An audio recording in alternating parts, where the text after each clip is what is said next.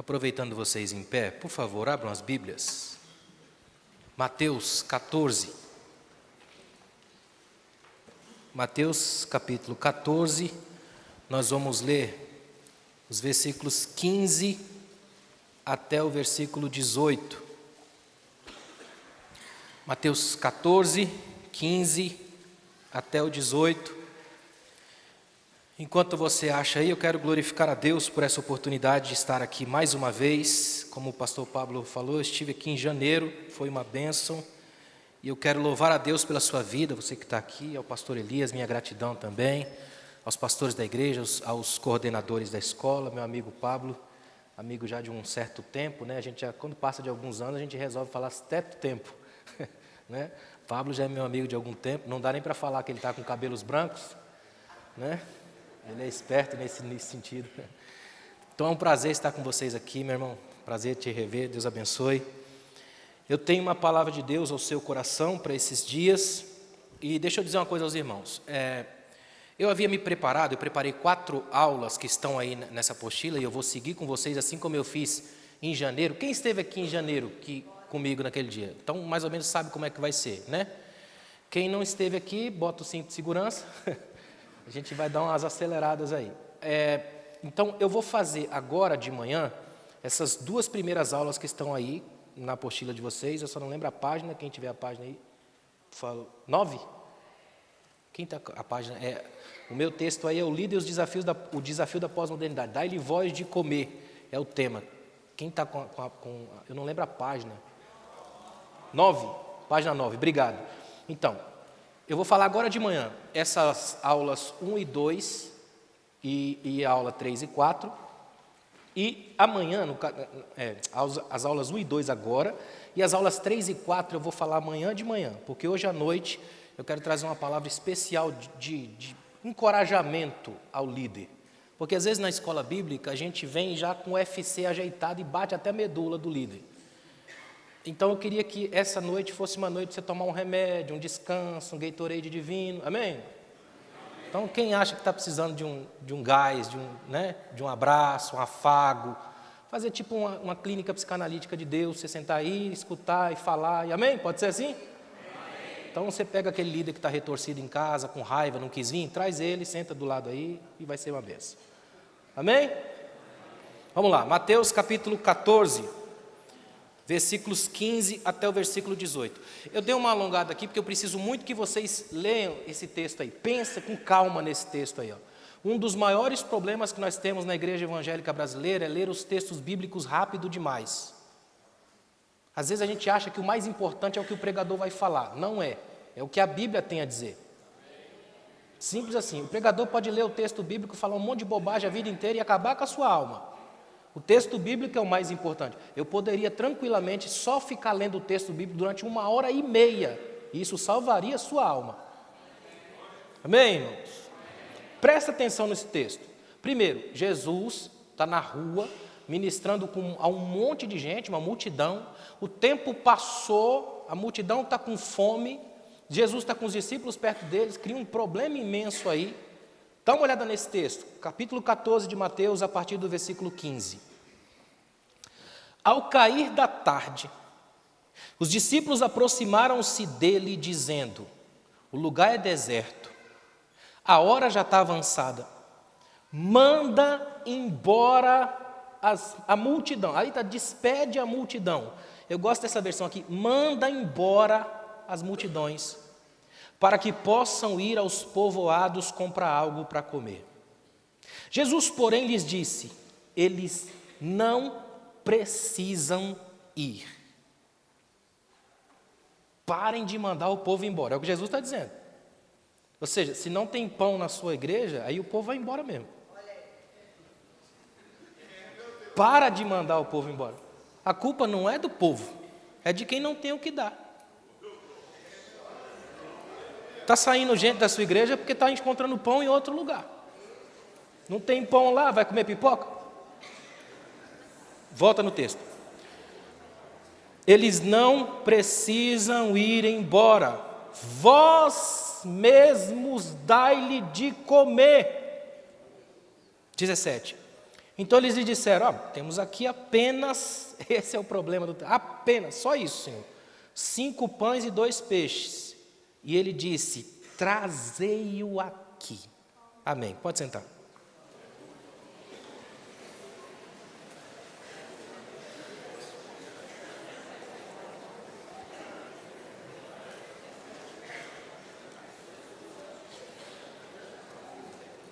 Meus irmãos, essa manhã, nesse primeiro momento, no segundo também, eu quero pensar com vocês nesse texto aqui.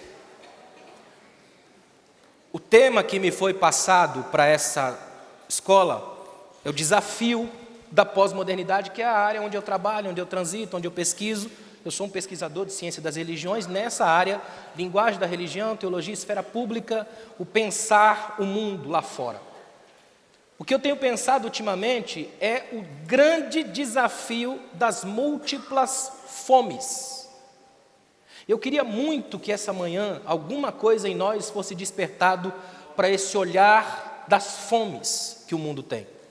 Acompanha comigo aí, mantenha a sua apostila aberta, que eu vou lendo o texto e conversando com vocês. Eu abri essa minha introdução com uma única frase: o mundo é um lugar faminto.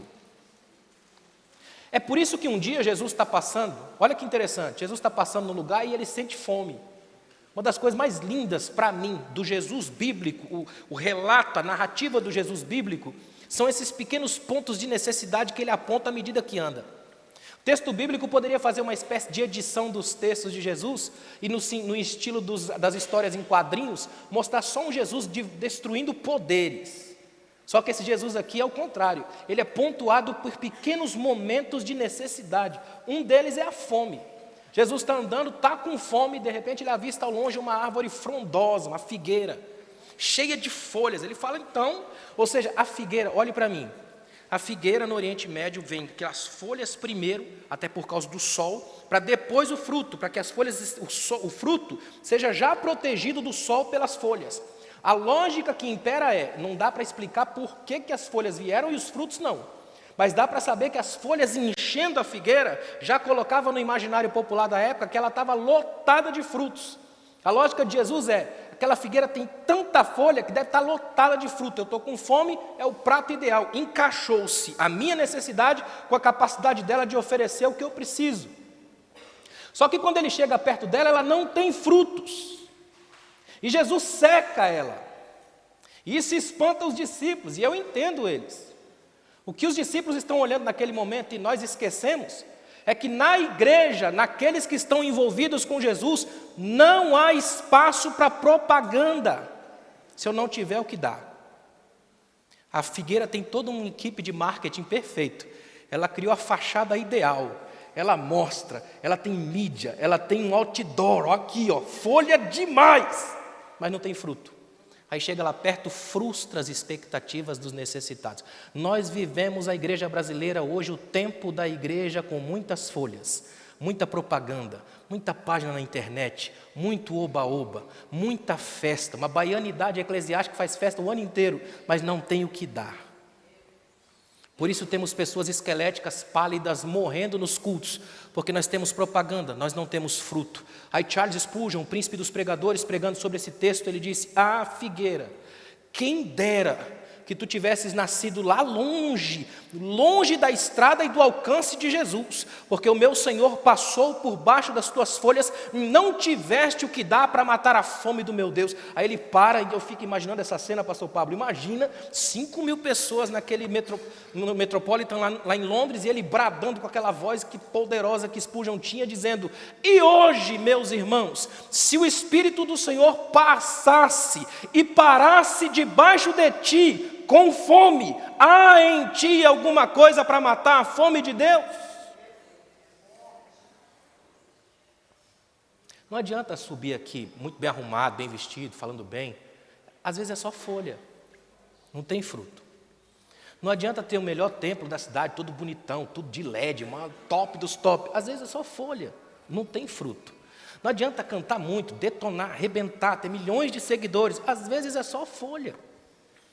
Tudo que Deus procura são frutos. Tudo que Deus procura da gente aqui hoje é não propaganda, é a realidade que se sustenta quando os necessitados vêm e precisam da gente. Tem gente precisando do que você tem para dar aqui nessa cidade. Amém? Tá tudo bem aí? Acompanha comigo aí, ó. Existem múltiplas fomes, contudo, de todas elas, a que mais machuca é a fome de Deus. Ouso dizer que a fome de Deus tem transformado a todos, sobretudo a igreja, em gente esquelética, pele e ossos secos. Sabe o que significa isso? Grande parte do mundo hoje vive nessa fome de Deus.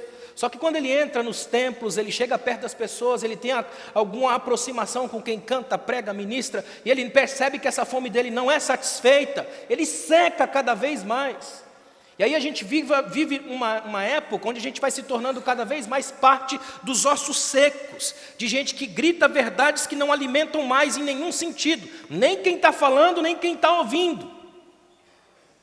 É tão sério isso, gente. Por isso que eu queria trazer aqui para vocês hoje, como grande desafio do líder no século, na pós-modernidade, na ultramodernidade, como a gente já chama hoje, esse tipo de desafio, enxergar as múltiplas fomes, que é o que a gente vai pensar aqui. Acompanha comigo, ó. Num mundo onde milhões de pessoas morrem de fome em todos os sentidos, nós cristãos só podemos viver envergonhados. A verdade é que passamos os últimos 2000 anos espiritualizando as falas de Jesus e culpando tudo e todos pela nossa terrível cegueira social e pelo nosso fracasso em amar. Só quem já precisou do amor genuíno no meio da igreja sabe o que eu estou dizendo. Nós nos tornamos especialistas em pregar sobre o amor. Somos especialistas em pregar sobre perdão. Nós somos fantásticos em pregar sobre o que nós deveríamos ser. Difícil é o que nós somos. Nós vivemos na tensão entre ideal versus real. O ideal seria que a gente fosse demais. O ideal seria que a gente conhecesse muito a palavra. O ideal seria que nós tivéssemos as pregações mais cativantes. O ideal seria que nós fôssemos flamejantes. Mas na real a gente não é. Na real a gente fica numa eterna competição para ver quem prega mais. Na real, a gente fica numa chatíssima quantidade de crente achando que a sua denominação vai povoar o céu. Na real, a gente acha realmente que ninguém é bom igual a gente. Por isso que a gente não escuta uma pregação. A gente fica procurando erros para ver se lá fora a gente consegue confrontar. Esse tipo de coisa cria na gente uma geração de pessoas com muita fome. Tanta fome que passa a não pensar mais. Quem tem fome nem raciocina direito. É ou não é? Tem uma parábola rabínica que eu acho muito interessante. Os rabinos contam que um dia um anjo levou um rabino judeu, um rabino, para conhecer céu e inferno, para que ele tivesse essa noção. É uma parábola rabínica, amém, irmãos? Deu para entender? É só uma parábola judaica. E os rabinos contam que o anjo pega o rabino e leva até o inferno. Chega no inferno, ele vê pessoas extremamente famintas. E lá no meio do salão tem uma espécie de um tacho gigantesco onde está sendo cozida uma sopa. E todo mundo no salão tem uma colher. E a colher tem um cabo equidistante, ou seja, se eu estou aqui e o negócio está fazendo a sopa, está lá onde está aquela câmera, olha o tamanho da minha colher para chegar lá. Aquele irmão que está do lado, a colher dele já é bem menor. Só que imagina um monte de gente como esse aqui, todo mundo com colheres, com cabos gigantescos. Como é que faz para trazer a boca? Isso é um inferno, a possibilidade de ter, mas a incapacidade de chegar até lá. Aí o anjo diz para o rabino, viu? Anotou? Sim, senhor.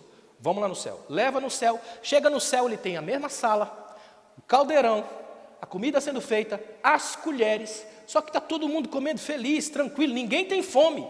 Aí o rabino olha para o anjo e diz, não entendi. É a mesma coisa. Ele diz, não, olha as colheres. A minha colher não chega em mim, mas chega na boca do irmão. Então eu dou para ele, o outro dá para o outro, o outro dá para o outro, o outro dá para alguém. Alguém vai fazer chegar em mim. Isso é céu. Céu é a capacidade que nós temos em Cristo de prover a necessidade do outro e fazer com que o outro não tenha mais fomes. Passar a vida espiritualizando falas de Jesus é tirar dos nossos ombros aquela responsabilidade que Ele mesmo colocou para nós. Eu acho interessante que no texto que nós lemos, Jesus dá aos discípulos a possibilidade de fazer parte de uma espécie de parceria divina. Vamos dar a esse povo o que de comer. Vamos colocar o pão na boca desse povo. Até aqui foi pregação, foi mensagem, tem muita gente. O lugar é desértico, é complicado, mas nós estamos aqui. Nós temos alguma coisa a dar. Se nós fôssemos fazer uma escola bíblica só para detectar o que está de errado no mundo, a gente ficava um mês aqui e a gente ia terminar todo mundo em posição fetal, chorando desesperadamente. Você já notou que não precisa procurar problema, eles te acham? É normal, faz parte do processo da vida. Não tem ninguém aqui dentro, isso é que é tão tremendo, não há ninguém aqui dentro que possa bater no peito hoje e falar assim, ó, 2022, eu não tenho problema algum. Se você não tem, eu te arrumo já já. Tem um cartoon que eu estava lendo esses dias, um cartoon que eu acho interessante. Tem lá uma igreja, uma rua só de igrejas. Olha que interessante, uma rua só de igrejas. Aí numa das igrejas tem colocaram uma tática. Uma menina muito bem vestida, muito bonita, um rapaz muito bonito, muito bem vestido. E as pessoas vão descendo a rua. Aí eles abordam. Se é um rapaz, por exemplo, a moça vai lá e aborda e diz, olha, entre aqui na nossa igreja, venha resolver o seu problema. Ou então o rapaz que chega, vem cá, entre aqui na nossa igreja, vem resolver o problema. De repente desce um senhor. Aí a menina chega para o senhor e diz, meu senhor, vem aqui resolver o seu problema. Ele diz, mas eu não tenho problema algum. Ela diz, não interessa, a gente te arruma lá dentro. Importante é entrar. É o que impera hoje. Nós vivemos uma espécie de McDonaldização da fé. As pessoas entram na igreja como quem entra num templo, só que o templo para eles é o shopping. Eles vêm para buscar, eles querem, eles precisam. Eles entram aqui no pacotão sagrado, eles pedem, eu quero 2 quilos de milagre, bota 3 quilos de poder, coloca umas coisas maravilhosas de fogo, de glória, do êxtase, o luminoso, bota um sachêzinho também de espiritualidade profunda, só para eu fingir que sou crente. Coloca os negócios aí dentro, faz o pacotão da graça. Eu vou levar isso para casa, eu vou comer até morrer de infarto sagrado.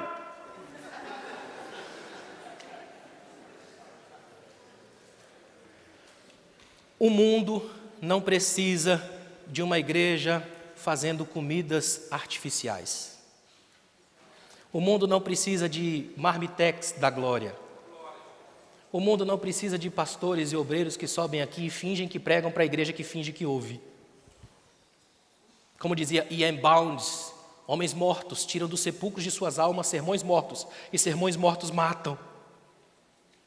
Deus nos trouxe aqui hoje para só lembrar para nós que o restaurante da graça ainda está aberto, e que aqui você não precisa passar fome, você pode se alimentar, porque os alimentados podem alimentar, e levar ao mundo uma palavra capaz de matar a fome, que existe lá no íntimo da humanidade.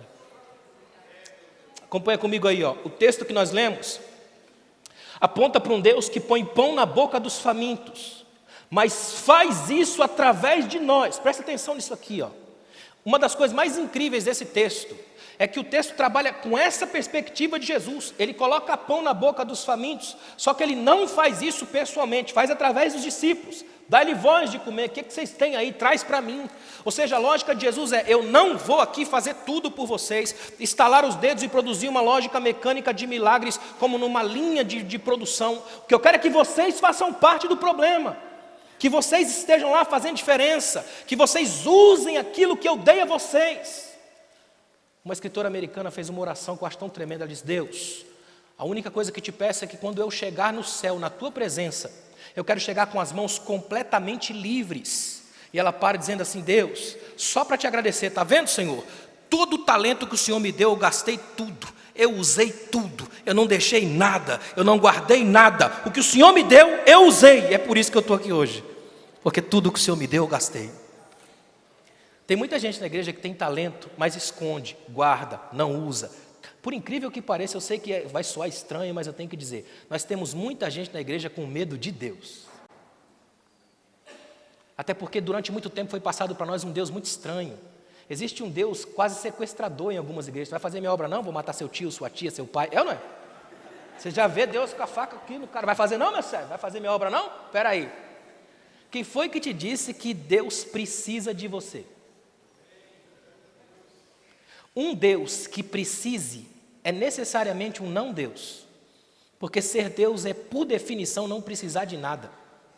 Então, se eu estou aqui fazendo a obra de Deus, não é porque Ele precisa de mim, é porque é um privilégio para mim ter sido encontrado por Ele, usado por Ele e colocado por Ele para fazer alguma coisa na obra dEle, no reino dEle, para a glória dEle. É muita coisa. Quanta gente ainda tem essa mentalidade, ainda tem gente que fala, não vou não, Senhor. Quer saber? Se o Senhor não fizer o que eu vou fazer, também não vou fazer. Eu faço greve, Deus. Eu não prego mais, Senhor. Não vou cantar mais. Tenta imaginar uma formiga dizendo isso para você. Se você não limpar, Márcia, esse cantinho aqui, não vou passar mais na tua pia.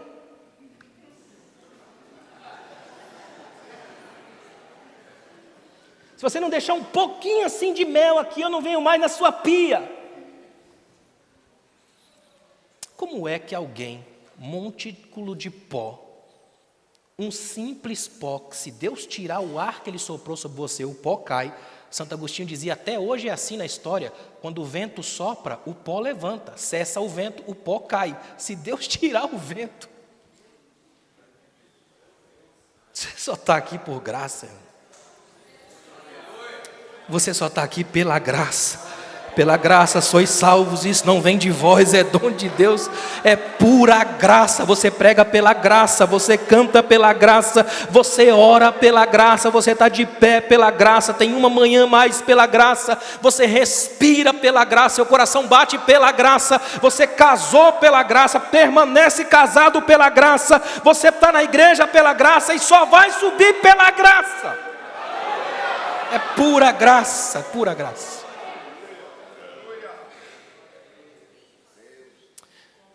O texto que lemos aponta para um Deus que põe pão na boca dos famintos, mas faz isso através de nós. É bom lembrar que os milagres que Jesus não são artifícios de marketing, prodígios de propaganda, são sinais de um novo mundo, de uma nova mentalidade, não são de reparo, são de recomeço. Eu acho maravilhoso isso nos milagres de Jesus. Jesus não faz milagres apenas para consertar coisas quebradas do mundo. Ele faz milagres para assinalar um novo tempo, uma restauração de uma identidade humana, de vida. Ele coloca as coisas no lugar como deveriam ter sido. Significa que Jesus não faz milagres apenas para fazer um marketing, uma propaganda do grupo. Ele não entra nos lugares fazendo milagre para ver se a coisa acontece, para ver se flui. Jesus não tinha problema algum em acabar de fazer um grande milagre e pregar um sermão terrível, de modo que a multidão toda fosse embora. Não há esse problema para Jesus. Ele não fazia milagre ou pregação para que enchesse os lugares, curiosamente distante do que a gente faz hoje. Ainda tem gente com essa propaganda, nós precisamos o tempo todo. Uma irmã falou para mim, na minha igreja, pastor, por que na nossa igreja não tem milagre todo dia? Eu falei, por definição, milagre é a exceção. Se fosse todo dia, seria rotina, não é? E a gente vai buscar rotina, porque tem um milagre, tem que rotinizar. Porque Deus está aqui, tem que acontecer. Eu tenho que ver um milagre. Tem irmão que entra na igreja com uma espécie de tara divina. Eu tenho que ver um milagre. Ele vem coçando a mão. Eu tenho que ver um milagre. É ansiedade, a medula. Ele corta, come unha. Eu tenho que ver um milagre. Aí ele vai na igreja da esquina, no apóstolo, não sei das quantas. Ele quer ver um milagre. Nem que seja alguma. Tinha uma pinta aqui, vem para cá. Milagre. Eu tenho que ver alguma coisa. Tem que sentir um negócio, um arrepio, uma coisa estranha. Senão Deus não está aqui. O sagrado para ele, por definição, é alguma coisa que faz com que esse corpo aqui sinta algum tipo de pressão. Isso para ele tem que ser milagre, tem que existir alguma coisa, tem que haver. Ainda tem uns que pensam, mas antigamente, pastor, tinha cada coisa. Eu estava numa escola bíblica, o pastor falou, por que não se faz mais pastores como antigamente? Eu falei, é que não se fazem como, é que não se fazem para antigamente. O tempo passou, a gente que vive só no retrovisor esquece do para-brisa. Dirige seu carro olhando só para trás. Está mais do que na hora da gente ampliar o conceito. Deus nos trouxe aqui hoje para a gente lembrar que o mundo está faminto e aqui nessa igreja ainda tem pão, ainda tem o que dar para essa multidão, ainda tem o que colocar na boca do povo, ainda tem o que encher de almas, ainda tem alguma substância naquilo que a gente vive, naquilo que a gente prega. Só que dá uma olhada aí, ó. A angustiante pergunta é, por que temos fome? Por que a gente tem fome? A fome é a nossa humilhação diária, a lembrança contínua da nossa dependência. Olha para mim aqui, ó. Pode ser a pessoa mais orgulhosa da face da terra. Ela não pode dizer assim, eu não tenho fome. Essa é a frase humana por definição e por excelência. E significa que se você tem fome, você vai ter que fazer alguma coisa para comer.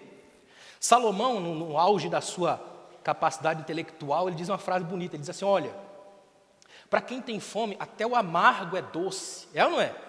Mas aquele que está saciado pisa nos favos de mel. Minha mãe, que é baiana, baianizou o dito de Salomão, eu achei até melhor. Minha mãe diz assim, tempero de comida ruim é fome. É ou não é? Já ouviu falar nisso? Você já percebeu quando você está com muita fome? Olha para mim aqui. Eu sei que nós vivemos numa realidade onde pelo menos 99% das pessoas que aqui estão, para não cravar o 100, eu poderia cravar, tem pelo menos 3 refeições por dia.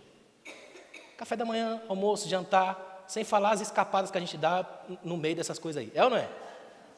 Falar com crente sobre comida é a melhor coisa do mundo, irmão. Crente come tanto, que o grande ritual que une todas as confissões de fé cristã no mundo é uma refeição, pão e vinho. E o sonho de muito crente era pegar esse vinho e ampliar bastante. Aquela coisinha tem gente que reclama, é ou não é? Nós vivemos numa geração que sabe disso, come bem. A questão é, você já teve um certo contato com alguém que não tem de fato o que comer? Você já teve experiências de campo missionário, de estar perto de pessoas que não têm o que comer? Sabe quando você está doente de verdade? Um dos primeiros sinais de que a doença não é mentira, não é coisa da sua cabeça, é doença, é que você não tem mais fome. Aliás, você até quer comer, você só não consegue. Não é isso? Você já viu quando você está com muita fome, que você chega em casa e você não dá muito tempo nem da comida esquentar direito e vai fria mesmo? Já comeu assim? Você já comeu aquela comida que você fala assim, você termina de comer, você tem uma sensação, dá vontade de rir, de correr? Já passou por isso? Geralmente isso acontece com comida de vó, é ou não é? Comida de mãe. Sabe, a gente que viaja muito, Pablo? A gente viaja demais, aí você está nos lugares, às vezes os irmãos idealizam a ideia do pregador, de quem viaja muito, nossa, o cara só vive nos hotéis e tal. Não é assim não. Tem hotel que você vai que poderia tranquilamente chamar Lodebar Inn. É angustiante. É triste. Tudo que você quer é chegar em casa e comer sua comida, do jeito que você quer, porque comida é emocional. Eu sou psicanalista, a comida é emocional, trabalha muito do íntimo, da troca de afetos. É tão interessante isso que o McDonald's conheceu, entendeu a ideia dos afetos emocionais e botou como slogan mundial: amo muito tudo isso. Comida é assim, as irmãs que geralmente cozinham sabem do que eu vou dizer. Quando você está irada, complicada, com raiva, a comida não flui tão bem quanto antes. É ou não é? Eu estava estudando sobre um chefe renomado na França, e ele escreveu assim, porque a minha esposa é mineira, e eu quando eu casei com a minha esposa, estava em Gênesis 1:2, sem forma e vazio, de tão magro que eu era. Casei com a mineira e descobri por quê. Meu Deus do céu, é uma benção. E aí, estudando aquilo lá, o chefe francês falou assim, por que a culinária mineira é uma das melhores do mundo, não apenas do Brasil? Ele disse uma coisa que me espantou, eu pensei que ele ia colocar lá coisas técnicas e tal, ele disse, é porque os mineiros têm paciência, é verdade. Você nunca vai na casa da minha sogra e o almoço sai meio-dia, sai 3 horas da tarde. É devagar, é com calma, é mexendo, é cozinhando, é olhando, imagina, prova, volta, tá, leva tempo, você fica lá, tá, mas quando sai, irmão, vale a pena, cada segundo. Quando você termina, você tem uma catarse, uma experiência mística, é transcendental. Você vai ao terceiro céu e volta. Paulo no terceiro céu deve ter passado por Minas. É impressionante como a coisa é incrível. Mente fantástica. Por que eu estou fazendo essa volta? Para você entender uma coisa aqui, ó. Ninguém aqui dentro hoje pode dizer que passou pela vida sem sentir fome pelo menos uma vez. A fome é a humilhação diária da gente.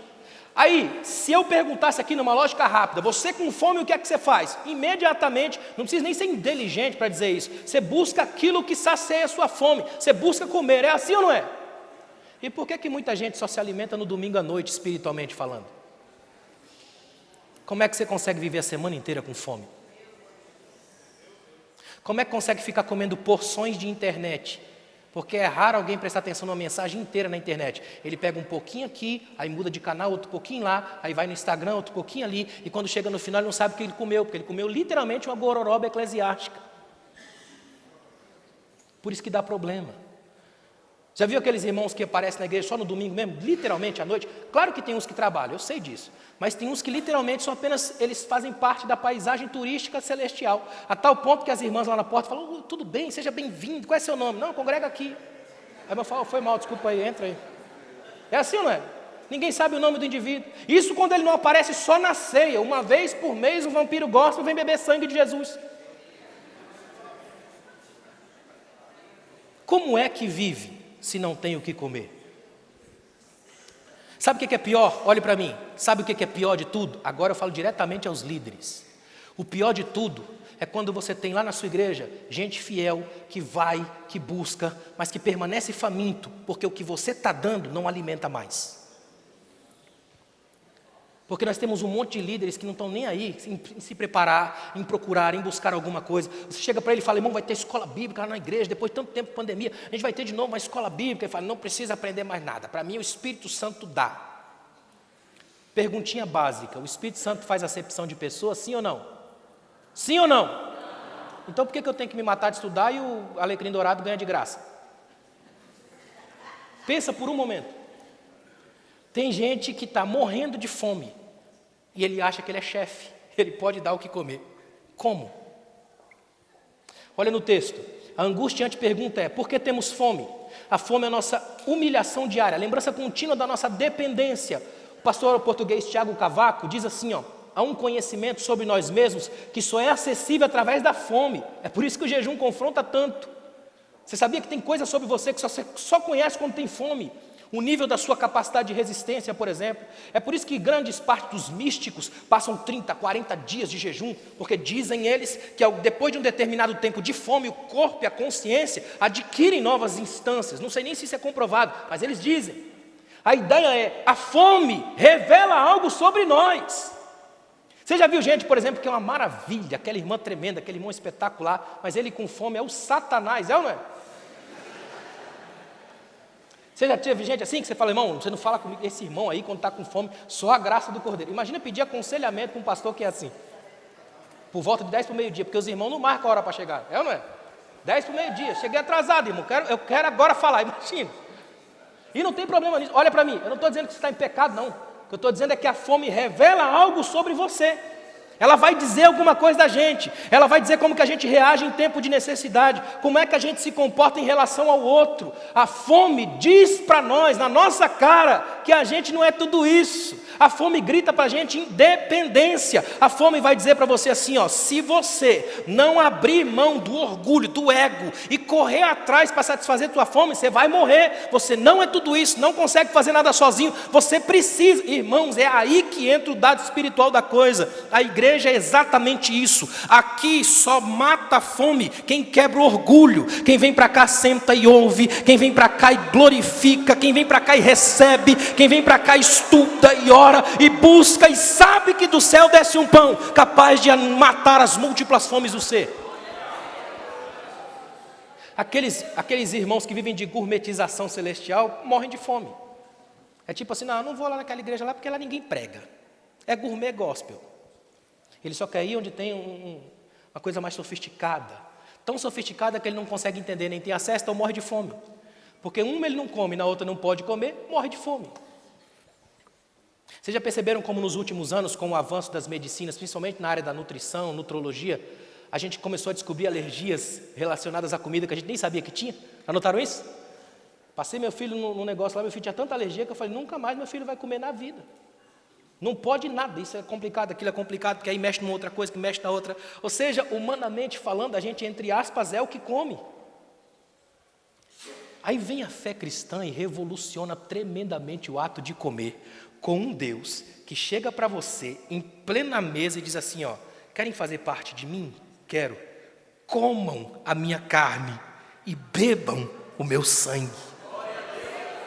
Olha o que ele está fazendo, ele está elevando o ato de comer a um nível infinitamente maior do que qualquer pessoa poderia supor. O que ele está dizendo é, a partir desse momento, a gente vai ter uma relação extremamente íntima e profunda, a gente vai ter memórias da mesa, a gente vai ter a saciedade, e o melhor de tudo, ninguém vai estar acima de ninguém, porque a mesa junta todo mundo, o que você comeu, o outro comeu, todos comeram, nós estamos debaixo da mesma graça, que unifica, mata a fome, levanta e põe para viver. Essa é a igreja, o lugar onde a fome é saciada para a vida. Deu para entender? No final da introdução eu coloquei aí, o texto de Mateus nos desafia. É um chamado que poucos querem atender. Olha o chamado, dá-lhe voz de comer. Está aí uma coisa que eu não vi até hoje. Alguém falar, minha chamada é dar de comer ao mundo. Nunca vi. A gente tem chamada para que alguém alimente a gente, né? Tem chamada para estar lá no centro da mesa, os irmãos trazendo a comidinha para mim. Eu tenho chamado para ser servido, nunca para servir. Servir é mais complicado. O que Jesus diz é dar-lhe voz de comer. Notem, tem um detalhe nesse texto que é espetacular. O texto está no plural. Dá-lhe voz de comer. Isso não significa que a igreja, como experiência comunitária, é o lugar de dar de comer. Não apenas eu sozinho vou lá, como Indiana Jones da fé, distribuindo comida para todo mundo. A igreja é uma parceria comunitária. Aqui todos sofrem, todos têm comida, todos têm fome e todos dão de alimentar ao outro. Igreja é experiência comunitária no mais alto nível. Eu acho que aqui é o cerne do problema de muito líder, quando ele se isola da experiência comunitária e acha que não precisa de mais ninguém, não precisa ser celebrado, não precisa celebrar, não precisa ser servido e nem servir, não precisa fazer essa dialética, esse caminho de um para com o outro, porque ele fica sozinho, isolado no seu mundo, lugar estranho. Eu sempre acho estranho, viajando por esse Brasil aí, quando eu chego em alguns lugares, por exemplo, que eu quase não vejo o pastor, é tão estranho. Já notaram isso? Tem lugar que a gente vai que o pastor, literalmente, eu vou falar, literalmente, ele aparece aqui. É um negócio de doido, eu não sei como, deve ser uma clarabóia aqui no fundo, só pode, porque ele só aparece aqui. Do nada está todo mundo no culto ali, de repente ele surge, como um ser celestializado, vindo de Hollywood, a lá Steven Spielberg, ele aparece aqui. Aí ele ministra, prega, canta, expulsa demônio, faz tudo, depois ele desaparece também, ele desmaterializa. Ninguém sabe de onde ele veio, quem ele é, vai sair, quem sabe, no Globo, né, Repórter, como crescem, se reproduzem, ninguém sabe quem é. Coisa maravilhosa é quando você vê pastores que conversam com todo mundo na igreja. Você quer ver uma coisa que me encanta? É quando, geralmente em algumas igrejas acontece isso, aí o pastor vai lá no hotel, por exemplo, vai me buscar, e ele vem comigo, aí ele entra lá do fundo, e demora para a gente chegar no púlpito. Porque ele vai falando com os irmãos aqui, criança sai do nada e vem para abraçar ele. A igreja que tem um pastor que não tem medo de sentar entre as ovelhas, tem um pastor capaz de alimentar fomes. Cuidado com gente que só vive na estratosfera espiritual e nunca botou o pé no chão. Porque o pé no chão é que faz com que a gente plante, as sementes caiam e elas frutifiquem e deem vida. Hoje nós temos muitos casos de líderes que estão acima e de costas para o povo, mortos em suas cátedras, longe de gente. Os gregos têm uma lição que passam na mitologia grega para os líderes que eu acho maravilhosa. Eles contam a história de Anteu. Anteu era um gigante da mitologia, e na mitologia ele é filho da terra, a terra é a mãe dele. Então sempre que ele se propunha a lutar com algum oponente, ele sempre ficava no chão, sempre. Porque para ele estar no chão, era estar nos braços da sua mãe. Só que aí ele deu o problema de ter que lutar com Hércules. E Hércules não era só músculo, também era inteligência. Hércules percebeu que Anteu nunca saía do chão. Então quando Hércules foi lutar com Anteu, no primeiro descuido de Anteu, Hércules pegou pelo pescoço e levantou. A um palmo do chão ele morreu, porque não tinha mais conexão com as suas raízes. Aí os gregos aplicavam uma lição para a liderança. Todo líder, arrancado do seu solo, perde a sua força e morre, porque não tem mais raízes, não tem contato com o chão, não lembra de onde veio, quem o ajudou, quem o abençoou, quem projetou. Ele se acha o máximo, acima de tudo, está voando tão alto que a queda é fatal. Eu queria que 1 minuto agora para você agradecer a Deus por todas as pessoas que te ajudaram a chegar onde você chegou. Agradeça a Deus por cada pessoa que te ajudou a chegar aqui, ó. Tem gente que orou por você, teve gente que pagou seu aluguel, teve gente que te abençoou, teve gente que empurrou seu carro quando quebrou lá na ladeira, não tinha ninguém por perto, teve gente que colocou comida na sua mesa, teve gente que fez um pix para você que você nem esperava. Agradeça a Deus por cada pessoa que já te ajudou alguma vez na vida. Você chegou aqui porque as múltiplas fomes foram alimentadas na experiência comunitária. Tem gente abençoando a gente o tempo todo. Uma coisa que me alegra muito é estar viajando aí, de repente, estou numa igreja que eu nem imagino onde é, uma cidade que pisa pela primeira vez, aí vem uma irmã assim no canto e fala: pastor, eu tenho orado pela sua vida. Irmão, é que eu parei de contar, mas a última vez que eu tinha contado tinha dado mais de 80. Imagina um exército de 80 mulheres orando por mim no Brasil inteiro, por isso que eu estou de pé. Imagina, é muita gente fazendo comida para você, é muita gente preparando alguma coisa, é muita gente mandando vitamina, é muita gente fazendo alguma coisa. A igreja não é um lugar só de gente ruim e problemática, é um lugar de um exército de abençoadores anônimos, que vão fazendo comida para a sua vida, que vão colocando alguma coisa no seu coração. A igreja é um lugar de gente que abençoa e sai. Ainda tem gente te abençoando e saindo, ainda tem gente guardado no anonimato da graça, ainda tem gente que ninguém sabe o nome, mas está fazendo muito. A igreja também é lugar das bênçãos anônimas. Aliás, se Deus te usar para abençoar alguém, não coloca nome. Tem irmão que ele sabe que o outro precisa, mas ele fica lá parado até que o irmão vá lá e se humilhe, a fome. O irmão tem que chegar para ele e falar: varão, estou precisando. Aí ele vai lá e abençoa. E depois ainda conta testemunho. Eu estava lá, irmão, senti que ele estava mal. Mas aí quando ele veio e falou comigo, eu tive confirmação, aí que eu dei. Isso é de uma canalice tão grande. Porque isso é fazer um jeito de que todo mundo perceba que você é santão. Tão santo que tem um link direto com Deus.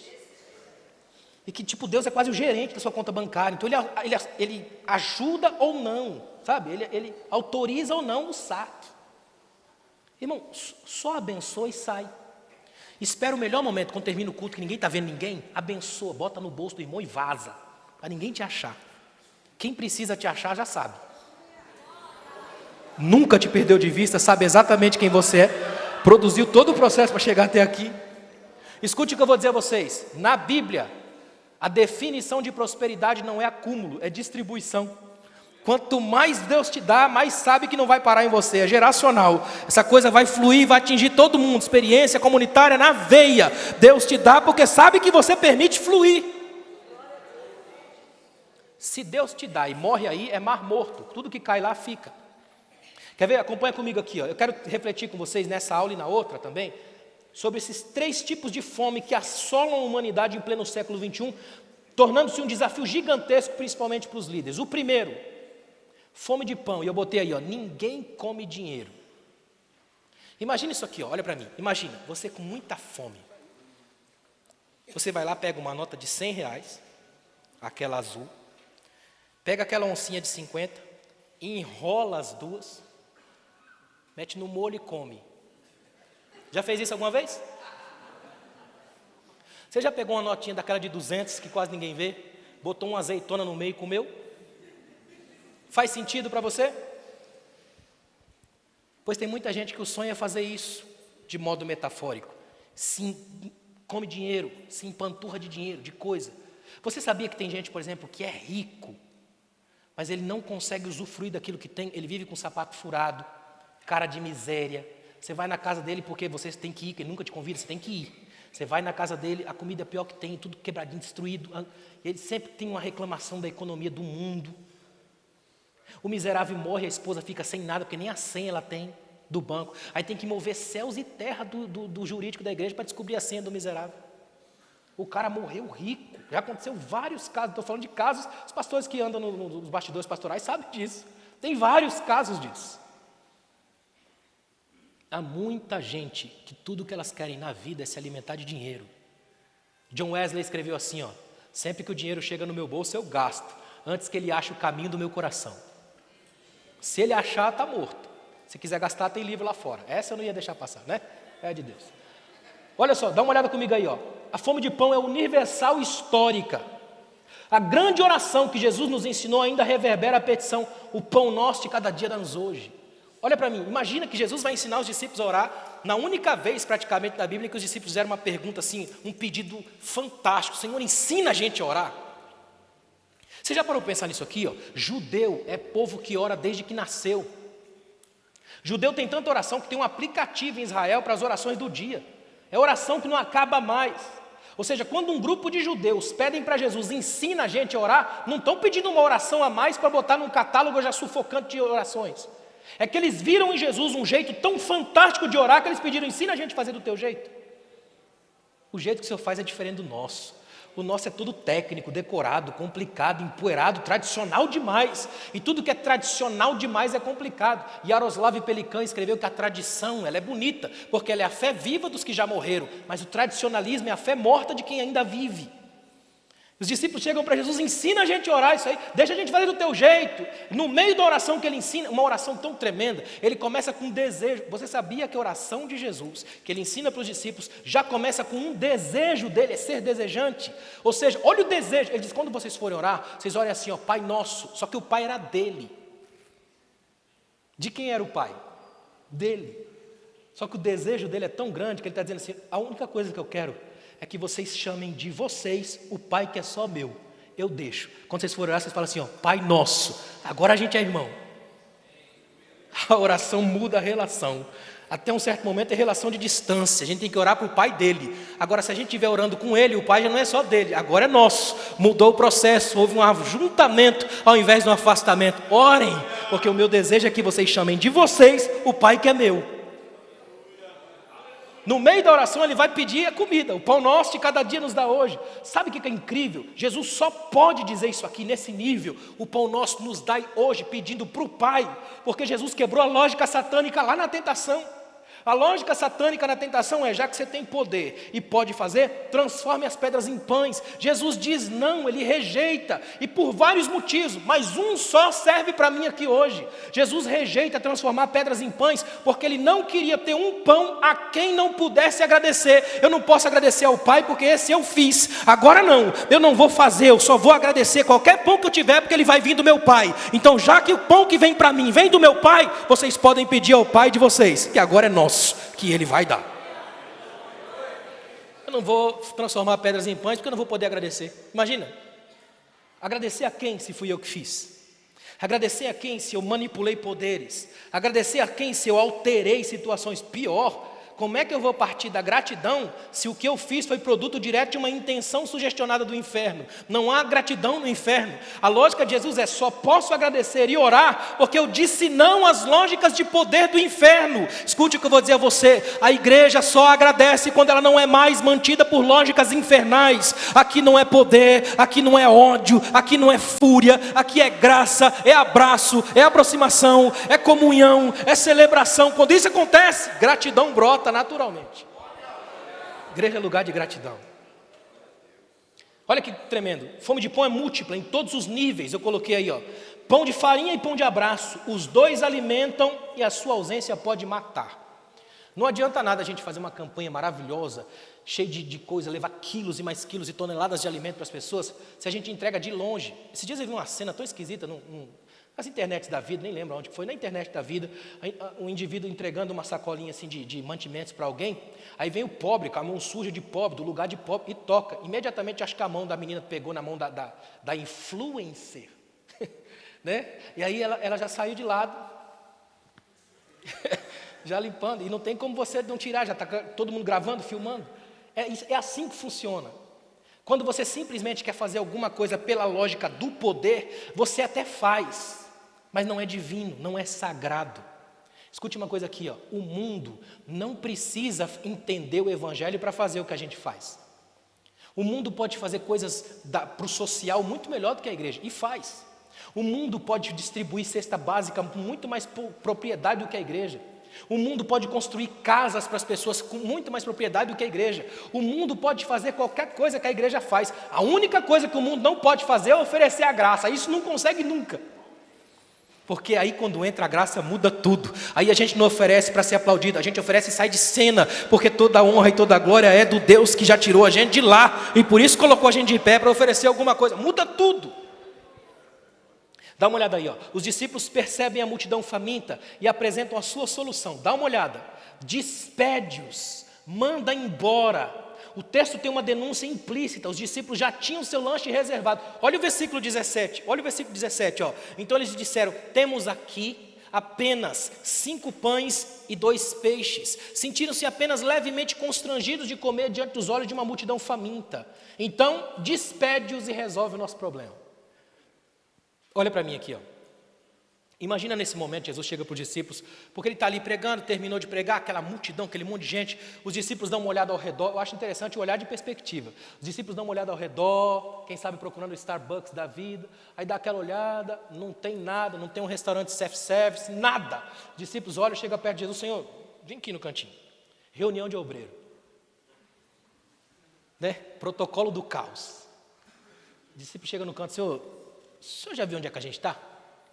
É deserto aqui, não tem um McDonald's aqui perto, não tem um mercado, não tem nenhuma feira aqui, porque já é de tarde, é o cair da tarde, a linguagem do texto é quase noite, o sol está se pondo, muita gente, o negócio vai ficar complicado. A lógica dos discípulos é: Senhor, não tem como resolver isso aí não. E assim, nós aqui não precisamos nos preocupar, porque a gente já tem. O senhor não sabe, mas a gente já tem 5 pães, 2 peixes. A gente fez uma marmitinha e trouxe, que a gente sabia que o negócio ia avançar um pouco.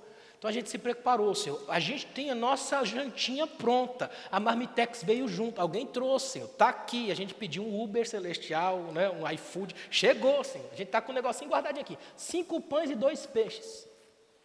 Agora o que o Senhor faz? O Senhor manda esse povo embora, para que eles consigam, a lógica aqui é terrível, mande-os embora para que eles achem alguma coisa para comer pelos povoados aí, ó, que eles se virem, que arrumem o problema deles. O nosso problema, Senhor, está resolvido. Olha no texto, a resposta de Jesus ainda serve para os discípulos de hoje. Eles não precisam ir. Imagine a cara dos discípulos, muito próxima da que você está fazendo, você que está entendendo. Imagina Jesus olhar para os discípulos e falar assim, mas eles não precisam ir embora. Tenta imaginar, imagine a reunião de obreiros e você sendo o quinto elemento. Imagina, você está lá de longe só observando, torcendo para Jesus falar, né, beleza, manda todo mundo embora aí, arruma uma mesinha para nós. Não, olha o que Jesus está fazendo. Mas quem disse que eles têm que ir embora? Eles não precisam ir. Olha o que Jesus diz. É Jesus mostrando uma outra forma de encarar a fome. O que Jesus está fazendo é maravilhoso. Vocês estão olhando para as pessoas como um problema e que elas se virem e resolvam o problema delas. Eu não. Eu estou olhando para um problema onde nós estamos inseridos. O que Jesus está dizendo, por que elas estão com fome? Porque estavam me ouvindo desde cedo. Por que elas estão com fome? Porque vieram a mim. Logo, essa fome delas é um problema que eu ajudei a causar com vocês. Como é que agora eu que ajudei a causar esse problema, vou devolver esse povo sem resolver o problema deles? Que tipo de fé é essa que traz a pessoa e ela morre aqui, sem que eu tenha alguma coisa para dar? Quer ver como a gente ainda faz isso? Tem alguns lugares, por exemplo, que não tem qualquer projeto de discipulado sério, que o único projeto do discipulado é a reprodução da mesmice. É o indivíduo que chega aqui, olha o sonho de muita gente. Eu vou lá e, entre aspas, ganhei alguém. Aí eu fico perto dessa pessoa durante mais ou menos um mês, que é o quanto dura a minha paciência, ensinando ele a achar texto bíblico e cantar hino da harpa. Aí eu fico doido para ele pedir para batizar, porque depois que ele batiza, que ele levanta da água, antes de abrir o olho eu já penso, próximo. Se vira, vai andar na igreja, vai arrumar algum canto para cantar, é ou não é? Enquanto ele não se tornar em alguém tão esquisito quanto eu não sossego. Sendo que o discipulado é um chamado para a vida toda. Até que eu desapareça aos olhos dele, como Jesus fez com os discípulos. É uma geração profunda, muito mais íntima do que apenas uma troca de jeito de ser. Está dando para entender aí? Olha no texto, cada um se afastar e ir comprar o seu alimento é sucumbir às velhas fórmulas, cada um por si, é colocar-se no centro das preocupações, transformar dinheiro em pão, não é o jeito de Jesus. Olha o que os discípulos estão falando, Senhor, eles devem ter dinheiro com eles aí, estão viajando, eles que se viram, vão comprar alguma coisa. A lógica dos discípulos é, existe um sistema pronto, compra e venda, eles são parte disso. Jesus está dizendo, comigo não, comigo eu quero que vocês entendam que não funciona assim, não é porque ele tem dinheiro que ele tem que ir lá e resolver o problema dele, não funciona assim comigo. Sabe por que muitos líderes de algumas igrejas se arrebentam no ministério? Porque ainda acreditam que é o dinheiro que resolve os problemas. A gente não faz missões porque a nossa igreja não tem dinheiro. Quem te disse que para fazer missões tem que ter dinheiro? Tem que ter coragem, coisa que muitos homens hoje não têm. Ainda tem muita gente achando que tem que ter dinheiro. Não estou dizendo que não tem que ter. A questão é que só tem que ter. Guarde uma coisa aqui, ó, muita gente esquece essa verdade. Por exemplo, tem líder que ele pensa assim, bom, chegou um irmão aí na igreja, um empresário, ele tem um dízimo alto, então ele vai me ajudar. Será? Lembra de Jonas? Jonas, porque tem dinheiro, ele paga a passagem, e o dinheiro dele é suficiente para comprar um lugarzinho mais tranquilo, ele compra um camarote, com cama e tudo mais, ele não precisa estar lá em cima sofrendo, ele tem camarote, ou seja, o dinheiro dele compra a passagem mais cara do navio. E porque ele tem dinheiro, apresenta já para comprar, que é o sonho de todo líder, o capitão do navio nem pergunta quem é você, de onde vem, passaporte, nada. Opa, é dinheiro, dá aqui, pode entrar, tem um camarote, você fica à vontade. Aí Jonas vai dormir, o problema arrebenta, o mar destruído, todo mundo desesperado, o povo orando, aquela tribulação, até que o líder do navio, eu preciso enfatizar, o líder do navio é que vai pensar, tem que ter um problema aí. E esse problema, como sempre, está lá embaixo, guardado. Tem que descer e perguntar para ele. Aí é que vai perguntar, quem que é você, de onde você vem, passaporte. Aí sabe o que Jonas responde para ele? Eu sou o problema do teu barco. Mas como eu tenho dinheiro, você não perguntou. Também funciona assim na sua igreja, no seu ministério? Pessoas que têm dinheiro podem entrar sem nem saber de onde elas vieram? Porque tem dinheiro pode ser seu vice. Porque tem dinheiro pode te ajudar? Porque tem dinheiro pode parar a vaga, no melhor vaga do estacionamento? É porque tem dinheiro? Porque se for o diabo manda gente dotada de dinheiro para arrebentar com o seu ministério. Aqui não é o seu dinheiro, o seu nome que manda. Aqui o que manda é sangue, e esse é do Cordeiro. É livre, é graça, não é o que você tem.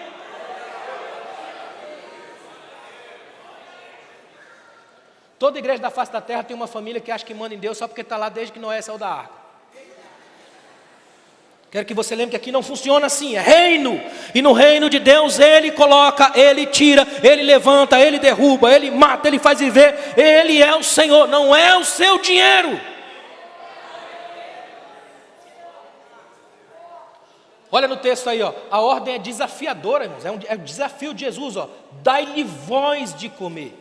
E lá se vão os nossos planos, os nossos pães e os nossos peixes. O reino não é nosso, é deles. Olha a lógica de Jesus. Eu quero que vocês entendam que não é com a gente aqui, um grupinho fechadinho, a gente vai comer. É deles. Diante da velha proposta do comprar, Jesus propõe a novidade do dar. Olha o que Jesus está falando, agora mudou tudo. Agora não é cada um por si, agora somos nós por eles. Eles estão com fome e vão vir a nós. A Londrina de hoje está com fome e vai vir aqui. Elas vão vir buscar em você, elas vão atrás da sua igreja. Elas querem te ouvir cantar com fome. Elas precisam de você. A pergunta que fica é: você está com o restaurante aberto? Porque os famintos passam todos os dias na frente daquele templo. Todos os dias na frente da congregação. E olha para mim aqui, ó, deixa eu quebrar um mito aqui. Ó. Não é porque a sede é grande desse tamanho que ela é um shopping, também é restaurante. Amém, irmãos? Não, mas lá tem mais comida. Tem não, só tem mais trabalhador. A comida é a mesma. Simples assim. A mesma comida que tem aqui tem lá na congregação onde você está. Porque o mesmo chefe é a cabeça de todos. O mesmo elemento, a mesma glória, a mesma graça, o mesmo alimento, a mesma fome, a mesma farinha. Porque é o mesmo Senhor, o mesmo pão, a mesma palavra, indo para o mesmo céu. Ainda é a mesma coisa. Quer ver? Acompanha comigo aí, ó. Jesus sabe que os discípulos têm pouco, mas tem. Isso que é maravilhoso. Senhor, são 5 pães só, peixe é pouco, mas tem. Quem tem pouco tem mais do que quem não tem nada. Senhor, mas a minha congregação é tão pequena, mas está lá. A gente tem 5 crentes, mas tem eu. E se tem a mim, 2 ou 3 reunidos no meu nome, é mesa. E onde tem mesa tem comida, e o mundo pode sentar e comer, porque aqui onde vocês estão é o lugar da graça. Olha que tremendo, Jesus sabe que os discípulos têm pouco, mas tem. Então prossegue na ordem, trazei-os aqui. Olha que lindo, irmãos, que coisa maravilhosa. O que Jesus faz? Senhor, eu tenho que mandar esse povo embora. Você fala, não, aqui é diferente, comigo é diferente. Senhor, a gente tem só um lanchinho aqui, traz o povo para cá. Olha que tremendo. Imagina por um momento, ter que os discípulos arrumar um jeito de chamar o povo todo de volta para cá. O mestre falou que vai ter comida, não sei como, mas vai. Você sabia que às vezes nós estamos na igreja e pregamos um evangelho que nem a gente crê mais? Talvez esse seja o nosso grande desafio, pastor. A gente prega o evangelho que não crê mais. Tem irmão que hoje, pastor, está pregando aquela coisa toda. Ele, entre aspas, até prega que Jesus cura, só que ele não crê mais. Tanto quando alguém vem lá pedindo para ele fazer uma oração, irmão, vou até fazer uma oração aí, mas tem uns... é complicado e tal. Senhor, abençoa aí, cura, Senhor. Amém? Deus te abençoe. Vai lá, meu filho. Ele não crê mais que Jesus pode curar. E ele se diz pentecostal. Ele não crê mais que Jesus, pela pregação da palavra, é capaz de libertar o mais terrível dos seres. Ele não crê mais nisso. E sabe como é que ele faz para demonstrar que não crê? Tenta sofisticar a mensagem. Esse é o grande problema. Ele pensa, não, gente, muito complicada, precisa de uma coisa mais técnica, mais densa e tal. E ele esquece, por exemplo, eu tenho... as minhas pesquisas, o que eu trabalha muito com esse nível aqui, ó, a transformação que o evangelho é capaz de libertar naquilo que o humano tem de mais complicado. Quantos e quantos testemunhos, por exemplo, existem na Assembleia de Deus? Quantos e quantos testemunhos de gente, por exemplo, que estava destruído pela vida, arrebentado, aí escutou a letra de um hino da harpa antigo, sendo tocada por um violão desafinado, por um irmão que cantava só pela graça, coisa que só o céu escuta, porque a gente não tem paciência, e mesmo assim o indivíduo entra na igreja, vem com as cordas do coração arrebentadas, e ele chega aqui, ele larga faca, ódio. Quantos testemunhos a gente podia contar por ano? É estranho que hoje as nossas conversões perderam um pouco desse status de graça. As pessoas quase não se convertem, elas fazem adesão a um projeto religioso. Elas chegam na igreja apenas porque simplesmente elas, gostei daqui. A lógica é, estou gostando desse lugar. E essa lógica, quando vai para o líder, é pior ainda. Vocês já ouviram essa frase aqui em Londrina? Ó, fulano abriu um ministério para ele. Já ouviram? É exatamente isso. Eu abri um ministério para mim. Eu não gosto muito do seu ministério, do seu jeito, princípio da intolerância, não gostei muito de você. Aí eu junto com mais 2 que a gente também não gosta, e a gente monta um ministério. 5 crentes já tem convenção. É um negócio muito doido, né? Até que daqui 6 meses eles vão brigar entre eles, vai abrir uma outra igreja com renovada no nome.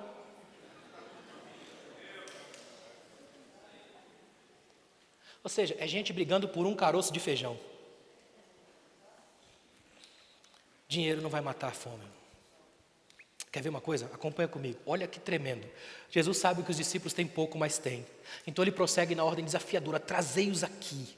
Este é o movimento de Jesus. Nossos pães e peixes precisam sair das nossas sacolas e ficar à vista de todos os que têm fome. Nossa comida não pode ficar armazenada. Isso que é incrível de Jesus. Olha para mim, olha o que Jesus está falando. Peraí, como é que é? Vocês têm algum pãozinho guardado aí? Não falaram nada para mim nem para ninguém? Está guardado com vocês? Está, então traz para cá. Olha o que Jesus está falando. Comigo, nada que é nosso fica escondido. Se é nosso, vai para cima da mesa para todo mundo ver. Comigo é para todo mundo. Eu não dei nada para vocês para ficar escondido. Não tem reserva, não tem armário, não tem dispensa. Comigo é na mesa, joga na mesa, põe na mesa. Senhor, são 3 pães, bota na mesa. 1 peixe, põe na mesa. Na minha mesa é de todos, todo mundo come, todo mundo sai feliz, todo mundo abençoado, todo mundo cheio.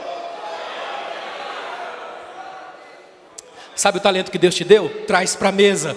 Pastor, mas canto só um pouquinho. Bota na mesa. Eu não prego nada, traz para a mesa. Eu não sei fazer, traz para Jesus. Coloca na mesa. É pouco, mas é seu. É pouco, mas o mundo não tem. É pouco, mas Deus te deu.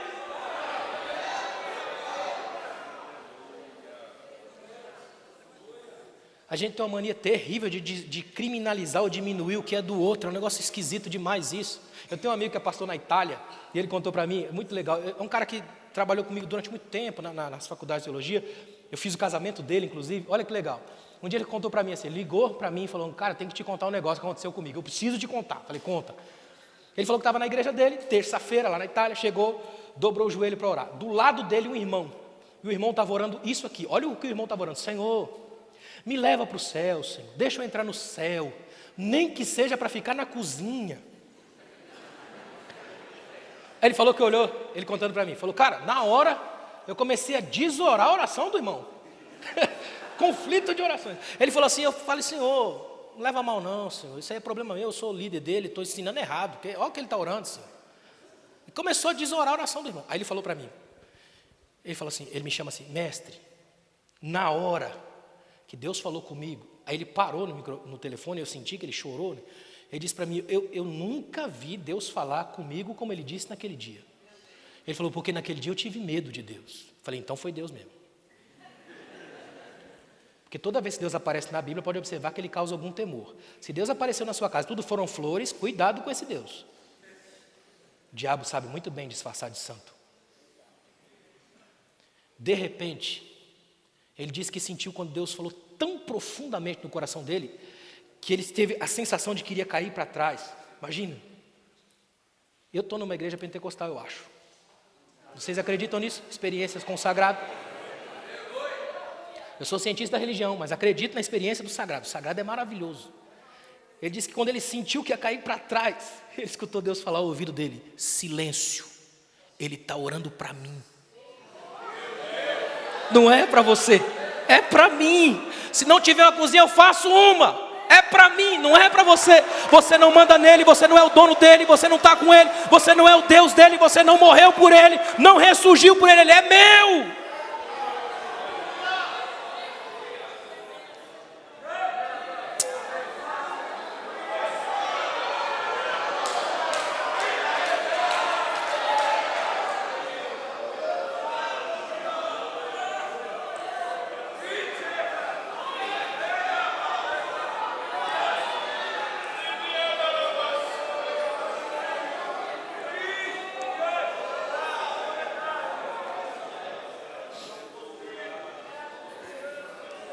Deus não chamou você para explicar a fome, chamou para matar a fome.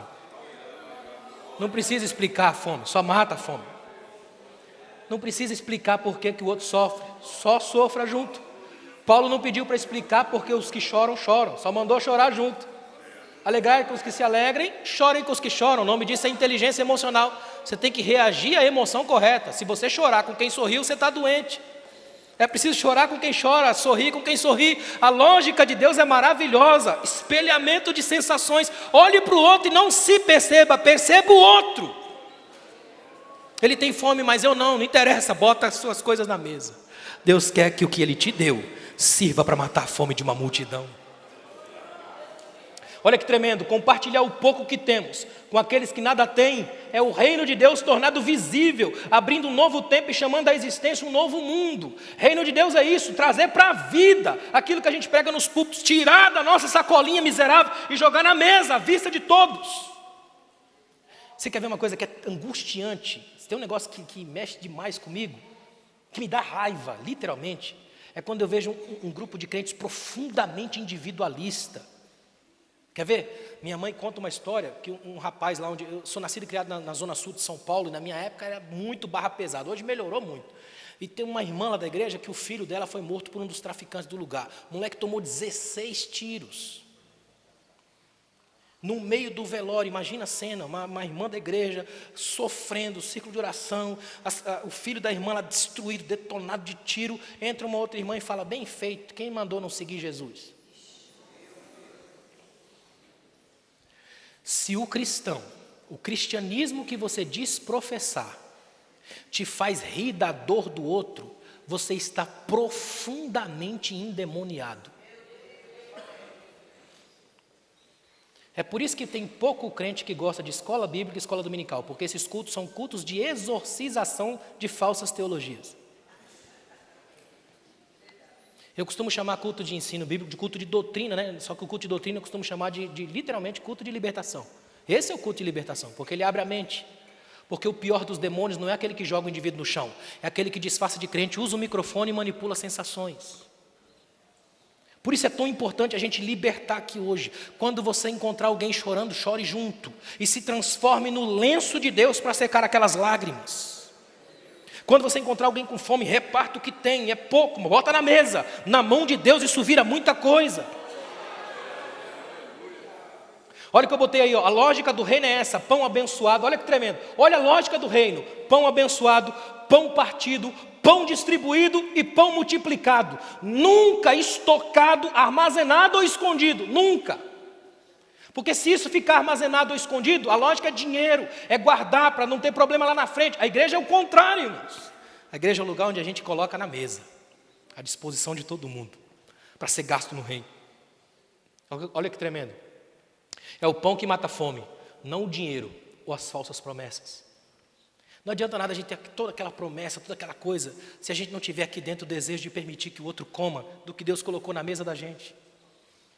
Se Deus colocou alguma coisa na sua vida, na mesa existencial que você promove, e isso tem que sair daí e atingir os outros. Senão fica uma coisa vazia, uma coisa rasa, perigosa. Eu queria encerrar aqui essa primeira parte, depois a gente continua, mas eu queria fazer uma oração com você. Por favor, fica de pé. Só que eu queria fazer uma oração de confissão. Pode ser, irmãos? Eu queria que essa manhã, em nome de Jesus, nós nos convertêssemos da falsa potestade do dinheiro a Cristo, Senhor de todas as riquezas. Amém? Você entendeu até aqui? O desafio das múltiplas fomes, a fome de pão. O mundo hoje tem fome de pão, não de dinheiro. Aliás, o mundo está vivendo um desespero total porque sabe a miséria que o dinheiro proporciona. Essa é a grande verdade, irmãos. Algumas pessoas têm apenas dinheiro, não tem mais caráter, carisma, não tem nada. E Deus hoje te trouxe aqui para você lembrar que se você tem, é porque Deus quer que coloque na mesa. Bota na mesa. Senhor, nós te agradecemos por essa manhã, Pai. Obrigado, Pai. Por uma manhã onde o Senhor nos confronta, onde o Senhor destrói os nossos padrões, E faz a gente entender de uma vez por todas, Pai, que nós só estamos aqui pela Tua graça, que não é o nosso dinheiro, o nosso status, o nosso poder, é a Tua glória, Pai, é só a Tua glória, e ela é tudo o que a gente precisa. Converte o nosso coração à Tua causa, Pai. Não permita que o nosso status, o nosso dinheiro, o nosso poder, alguma coisa que a gente chama de nossa, seja maior do que a Tua glória sobre nós.